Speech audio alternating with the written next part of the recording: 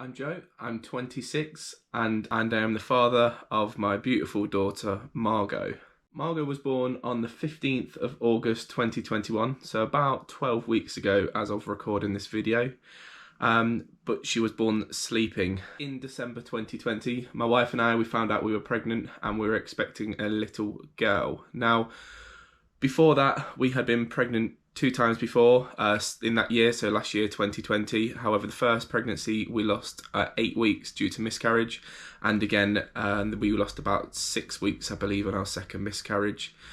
But then we fell pregnant with Margot, and December 2020 we found out that we were expecting her, and I'll be honest, we could not have been more delighted. And then throughout the pregnancy, throughout the next 9 months, I mean, I can be honest with you here, it was the most uneventful pregnancy I think we could have ever wished for. Every scan we went for, every private scan we went for, we just said, oh, I hope this is just going to keep being uneventful, nothing happening. Margot was just moving, heart beating away, no issues, nothing reported at all.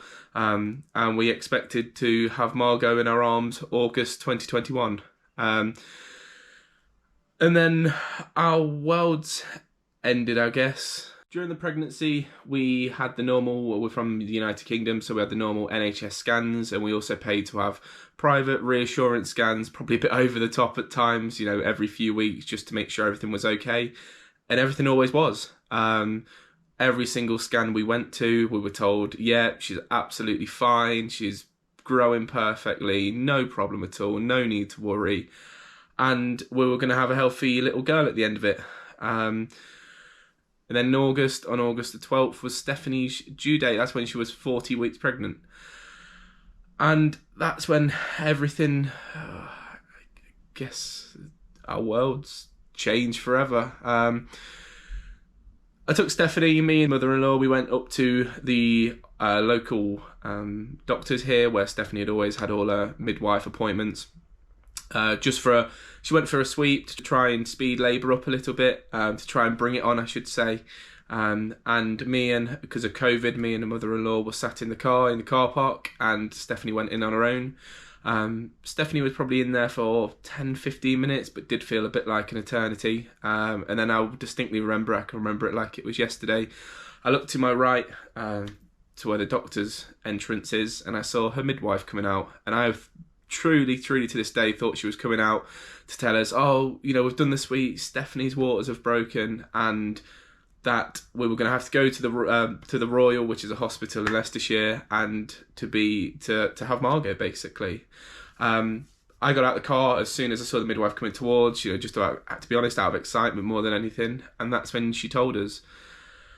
And I'll never forget the words. She said, I'm having trouble finding baby's heartbeat. World sunk, heart sunk, everything sunk, to be honest.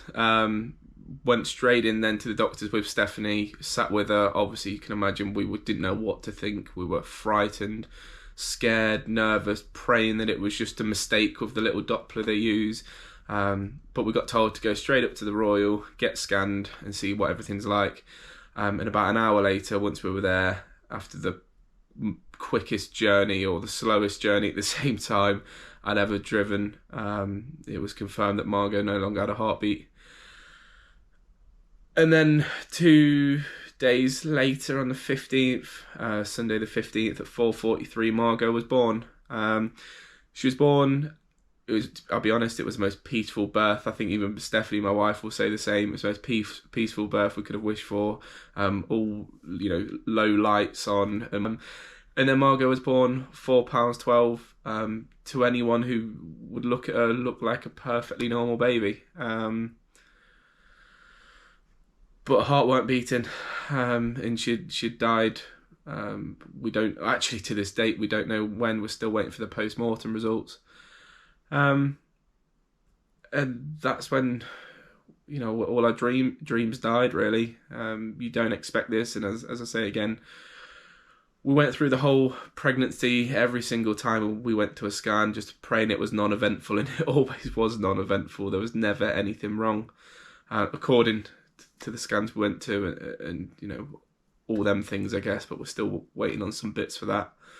And then a few weeks later, because Margot went off for a post-mortem, as I say, we're still waiting on results now. We had Margot's funeral and laid her to rest, and it's just never something I wish on anyone, to be honest. It's not, I sat here 12 weeks later still feeling equally as heartbroken as I did on that day we were told. And it's not something you ever really think of. I mean, I'll be completely honest here. Because of the 2 miscarriages we had before Margot, I always thought that, once we get to 24 weeks, we're not in the clear, but, we are a lot more safe because the risk of miscarriage goes away. And I'd never even really heard of stillbirth, to be honest.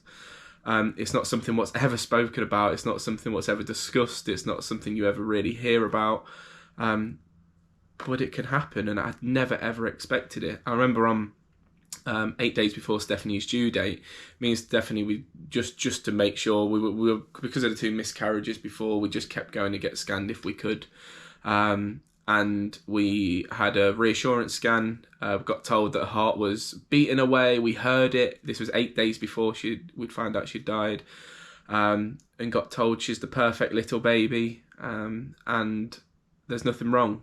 And then she came out £4.12, which for any of you who have little ones who might be watching this or might be in a similar situation, that's small for a baby. Stephanie, bless her, Stephanie's about 5 foot tall. I'm 6'2", but £4.12 is still really small, even if they took all of the Stephanie's genes. But when Margot was born, she, as I said before, she looked absolutely perfect as a baby. We always laughed because she had Stephanie's nose, mouth, chin, but my dodgy ears, and that's something we joked about throughout the whole pregnancy. So when Margot came, we just couldn't stop laughing at that because it just came true. And she was really long as well, bless her. So I reckon we always joked as well, thinking, we're gonna have a 6'2" girl here, and if we have another in the future, we'll have a 5-foot boy. And yeah, I don't know how you meant to cope with any of this. I don't know. There's nothing you ever hear or read, whatever, actually makes sense in the situation you're in. And I guess that's the point of wanting to start this. You read online and you try, and if you're in this situation or in a baby loss, so that could be miscarriage, infant loss, stillbirth situation, all you do is read online trying to find out what's next, trying to find out from a real person, what do I do now? What does A, B, C, D mean? How I'm meant to feel? What is, am I allowed to feel happier on some days? And why do I then feel sad a few days later and the saddest of the sad the day after that? And that's the point for this. As a stillborn dad, I'll be honest, I searched online to try and find out if what I was feeling was normal. I tried to look for somebody else who had been through a similar journey, who was like me, to just reassure myself, I guess, and to say, look, next week, the week after that, you might feel a bit better, you might feel a bit worse, but that's totally normal. And that's why I am doing this. I'm doing this for Margot. I do it for Margot, and that's where the name of the channel comes from. And my dream of this, I guess, is to help me, because it helps me just talking out loud. I'm a bloke, I'm a typical man, I guess, where in the past I've not been very good at talking. I just crack on. I try and be that protector for the family. I try to be that protector for my wife, and that's what I did for the first 12 weeks after we lost Margot. But then it hit me, and I realised that I can't do that, and I do have to acknowledge what's happened, and I do have to accept that I am going to feel awful some days, and I do have to look after myself as well. And the dream of this channel is, I'll do another video on stillbirth and what happened when we find out. But 1 in 4 pregnancies end up in loss. That could be from miscarriage, that's early miscarriage, up to 16 weeks, stillbirth, etc. But nobody talks about it, especially men. Since I started talking about it to my friends or colleagues, etc., more people have come forward to say, I experienced this. Even some of my family that I never knew had come out and said, I lost at the same time as you X amount of years ago. And it should be spoken about. It. Margot is always going to be my first daughter. My nan's Stephanie's first daughter. If we have any little ones in the future, she's always going to be their big sister, and she needs to be celebrated. And if I would have found somebody I could relate to right back at the start and could tell them that actually you can't sell roses to people. I can't turn around and say every day is going to be fantastic. It's going to be fine, because they're the worst words. It's not fine. It's never going to be fine, but you do start to learn things, and I'm only 12 weeks into this. You do start to learn things that, you know, you can take the happiness back from life sometimes, and that's okay. You don't have to feel guilty for laughing. You don't have to feel guilty for being happy at times. And you also, on the other hand, you don't have to feel guilty for being sad. You don't have to feel guilty for some days not wanting to get out of bed that day, because that's normal. That's all part of grief. And this is something I'm having to try and find out firsthand. And all I wanted back then was somebody to turn around to me and say, you know what, Joe, that is normal. Just go with it. Go with the flow. Feel, and don't try and hide and suppress anything you feel. Just accept it and just do you. And that's why I'm doing this. So I want to document the next 12 months. We have a bit of a challenge. What I want to do with, you'll see the title of this video is called Running for Change. So I'll go into that in a second, and I'll go into it a bit more depth in another video. But I want to put my story out there. I know I might seem a bit awkward on camera. I might not. This doesn't come to me naturally. Opening up definitely doesn't come to me naturally. But if I don't do it, then, you know, I do it for Margot. As I said earlier, I'm doing this for Margot. I'm doing this for, you know, you might be watching this now in a year's time, in a week's time, in a month's time, going through, you know, I hope you're not, but you're going through the same thing, and you just want to see somebody normal who's been through it and not out of a textbook. And I hope I can provide you with that and some sort of normality, I guess, and some sort of feeling of you're not on your own, because that's one thing you have to realise if you're watching this in that situation, is you genuinely are not on your own. You can always reach out to myself. You can always reach out to the channel. You can always reach out. I've got Sans Top here, which is a stillbirth and neonatal charity in the UK. You can always reach out to them, but please just talk. And to anybody who might be watching this and thinking, and have a family member or a friend who's going through something similar to myself and not knowing what to say, just take it from myself, from somebody who is there. The worst thing you can genuinely say is not saying anything at all. Don't treat me, don't treat anyone any different. If you're not sure if it's the right thing to ask, just ask it anyway. Because we just want to talk. All I ever wanted to do was talk about Margot all the time.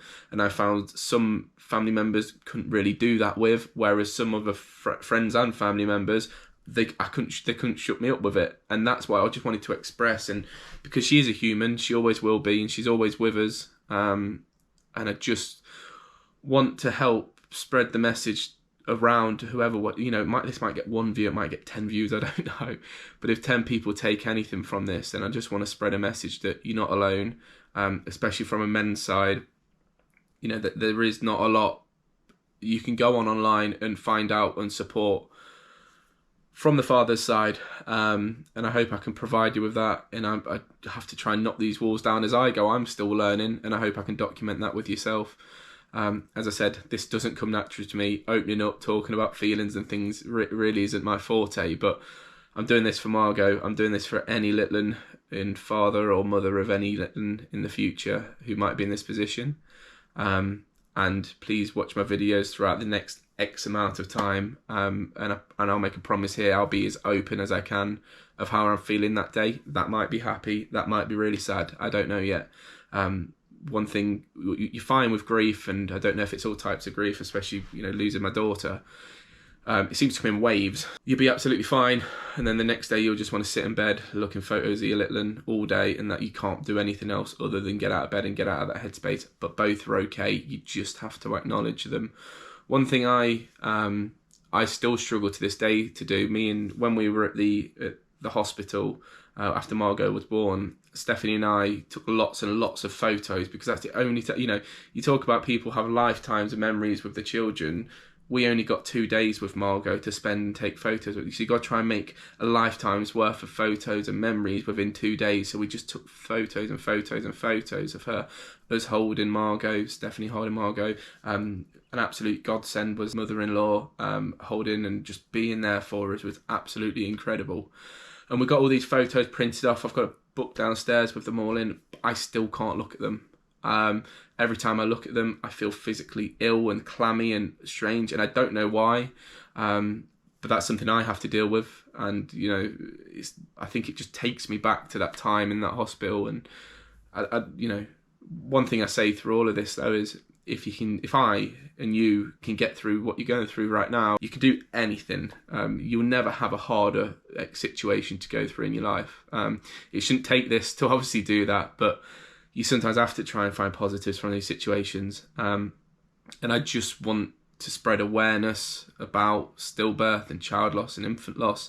I want to spread it from a true source of a person who's currently going through it.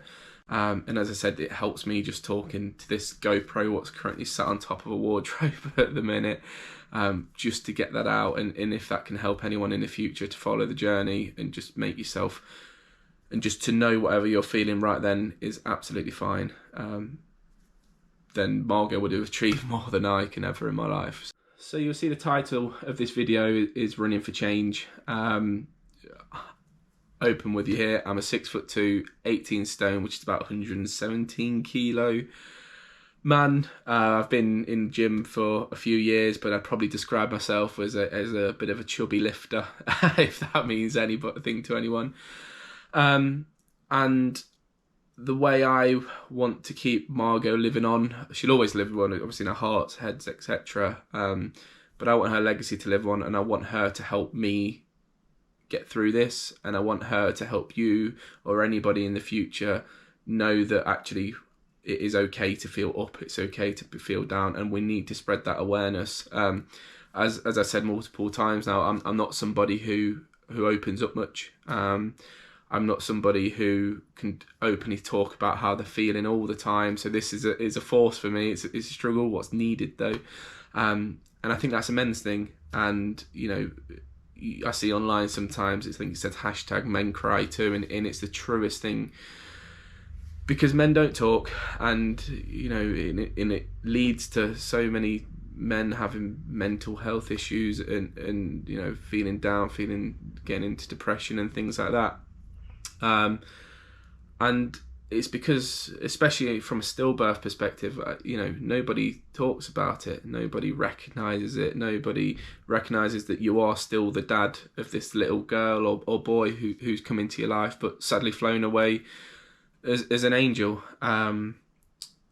So I'm planning next August, the week before Margot would have been 1, to do a run from Doncaster down to Fareham, which is near Southampton. I think it equates to about 229 miles, excluding some of the main roads, which equates to 30 miles a day, which is an ultra marathon a day, to spread awareness for this. And I'm going to document as much as I can, hopefully a few times a week, how I'm feeling, the run, how I'm training, because that helps me. One of the main sources, what's helped me clear my head at times, is exercise, is running, is lifting weights, whatever that might be. It's not for everybody, but that's what helps me, and that's what also helps me to feel better and open up. So the name of this channel is Do It For. The reason behind that is everything I do it for Margot, and you might want to do it for your little one, or you might want to do something for your little one, or you might want to just do it for yourself. There's nothing, you know, it doesn't matter. But I want to just create a space where if anyone has been through this or has experienced this and wants to share, please do. Please comment below. Please direct message me if you want just to chat. That is absolutely fine. And I'll go into more detail on the run in another video. But I've started training this week, and it's going to be 7 ultra marathons in 7 days from Doncaster to Fareham. The reason for that is because Doncaster is where Stephanie's family are from, and they're also from Southampton as well. And I'm from Leicester, or Leicestershire in the UK. So Doncaster to Fareham would have been a journey that Margot would have done probably thousands of times in her lifetime.